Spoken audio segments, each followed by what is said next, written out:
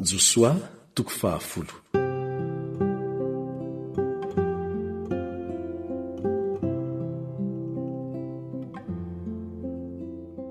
Ny nandresen'ny Israely ny mpanjaka 10 sy ny nahazony any Kanana atsimo rehetra.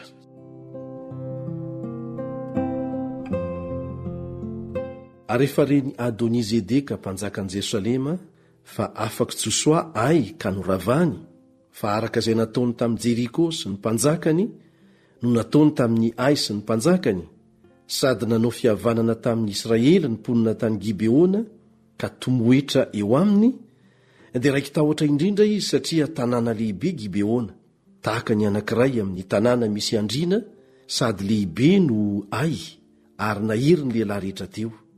Dia naniraka olona Adonizedeka mpanjakan'i Jerosalema ho any amin'ny Hohama mpanjakan'i Hebrona, sy Pirama mpanjakan'i Jarmota, sy Jafia mpanjakan'i Lakisy, ary Debira mpanjakan'i Eglona, ka nanao hoe: miakara ty amiko ka manampia hamelezantsika ny Gibeona.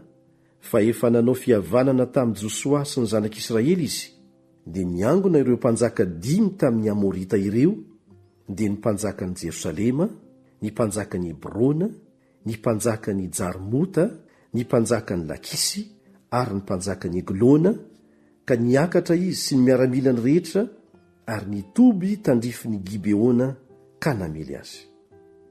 Ary ny mponina tao Gibeona dia naniraka olona ho any amin'i Josoa teo an-toby tany Gilgala hanao hoe: aza mampiketraka ny tananao, tsy hamonjy ny mpanomponao, miakara faingana ho aty aminay, ary vonjeo sy ampio izahay, fa miangona hamely anay ny mpanjaka rehetra amin'ny Amorita zay monina any amin'ny tany amvoana. Dia niakatra niala tany Gilgala Josoa sy ny mpanafika rehetra teo aminy, dia ny lehilahy mahery rehetra. Ary hoy Jehovah tamin'i Josoa: aza matahotra azy, fa efa natolotra eo an-tananao izy, ka tsy hisy ajanona eo anoloanao izy, na dia iray akory aza.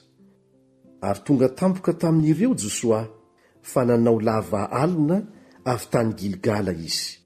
Ary Jehovah nampifanaritaka ireo teo anoloan'ny Israely, ary namely ireo tany Gibeona izy ka nahafaty marobe, sady nanenjika azy tamin'ny fiakarana makany Beti-Horona izy, ka namely azy hatrany Ezeka ka hatrany Makeda.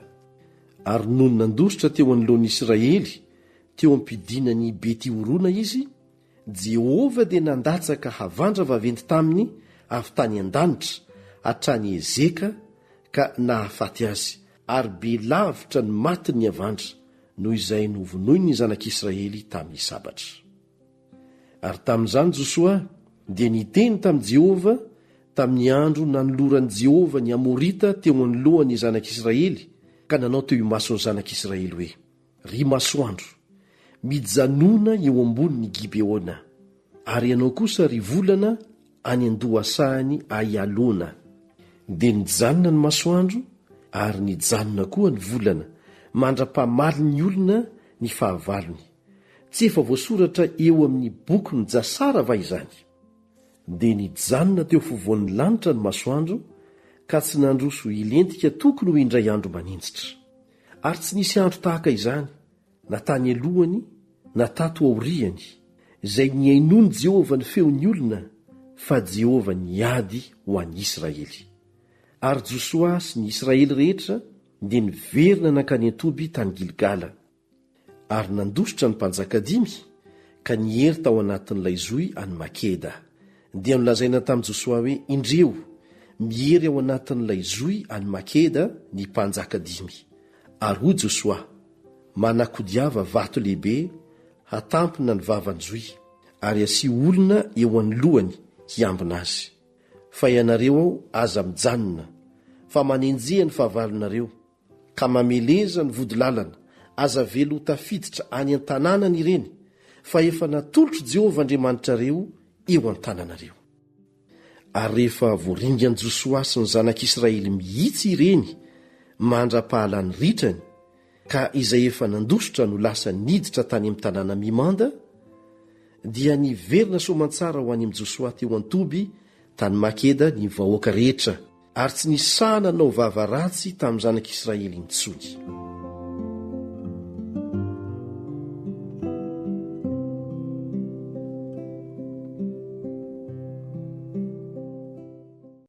dia hoy Josoa, sokafo ny vavany Zoy ka avoay ao anjoy ireo mpanjaka 10 ireo akaty amiko.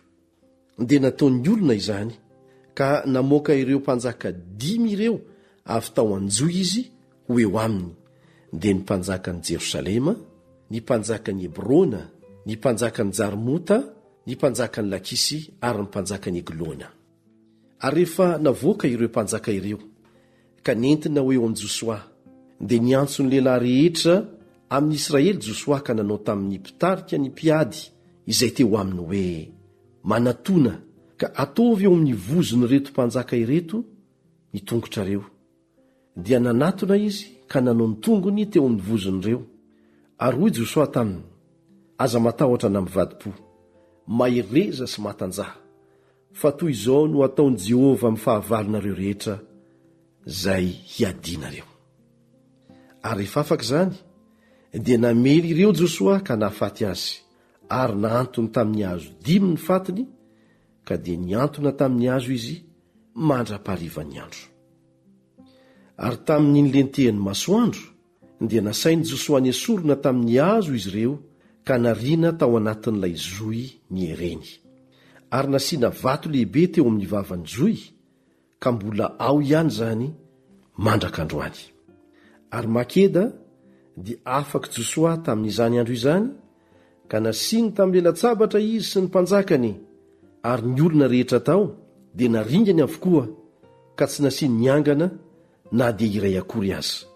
Ary tahaka izay efa nataony tamin'ny mpanjakany Jeriko no nataony tamin'ny mpanjakany Makeda koa. Ary Josoa sy ny Israely rehetra teo aminy dia niala tany Makeda ka nakany Libna ary namely azy. Dia natolotro Jehova teo an-tanan'i Israely koa izy sy ny mpanjakany, ka nasiny tamin'ny lela-tsabatra izy mba amin'ny olona rehetra tao, tsy nasiny niangana na dia iray akory aza. Ary tahaka izay efa nataony tamin'ny mpanjakany Jeriko no nataony tamin'ny mpanjakany koa. Dia niala tany Libna Josoa sy ny Israely rehetra teo aminy ka nakany Lakisy, dia nitobo tandrifiny ka namely azy. Dia natolotro Jehova teo an-tanan'i Israely koa Lakisy, ka afany tamin'ny andro faharoa izy, dia nasiny tamin'ny lela-tsabatra izy sy ny olona rehetra tao, tahaka izay rehetra efa nataony tamin'ny Libna koa.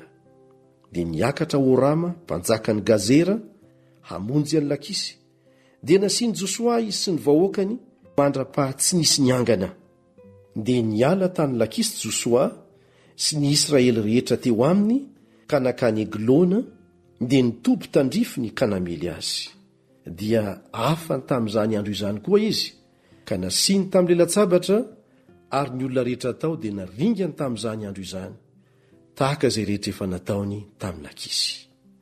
Dia niakatra niala tany Eglona Josoa sy ny Israely rehetra teo aminy ka nakany Hebrona ary namely azy. Dia afany koa izy, ka nasihany tamin'ny lela-tsabatra izy sy ny mpanjakany sy ny tanànany rehetra ary ny olona rehetra tao, tsy nasihany niangana na dia iray akory aza, tahaka izay rehetra efa nataony tamin'ny Eglona, fa naringany avokoa izy sy ny olona rehetra tao.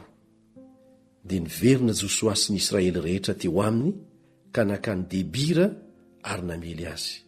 Dia azony koa izy sy ny mpanjakany ary ny tanànany rehetra, ary nasiny tamin'ny lela-tsabatra izy ka naringany avokoa ny olona rehetra tao, ka tsy nasiny niangana na dia iray akory aza, tahaka izay efa nataony tamin'ny Hebrona, dia toy izany koa no nataony tamin'ny Debira sy ny mpanjakany, ary tahaka izay efa nataony tamin'ny Libna sy ny mpanjakany koa. Dia nasiny Josoa ny tany rehetra sy ny mpanjakany rehetra, dia ny tany Avona sy ny tany Etsimo sy ny tany Lemaka amorontsiraka ary ny any Ambody ny tendrombohitra, tsy nasiny niangana ireny, fa naringany avokoa ny olona miaina rehetra araka ny didin' Jehova Andriamanitry ny Israely. Dia nasiny Josoa izy hatrany Kadesy sy Barnea ka hatrany Gaza ary ny tany Gosena rehetra hatrany Gibeona. Ary ireo mpanjaka rehetra ireo sy ny taniny dia azony Josoa indray mandeha satria Jehovah Andriamanitry ny Israely no niady ho an'ny Israely. Dia niverina Josoa sy ny Israely rehetra teo aminy ho any Antoby tany Gilgala.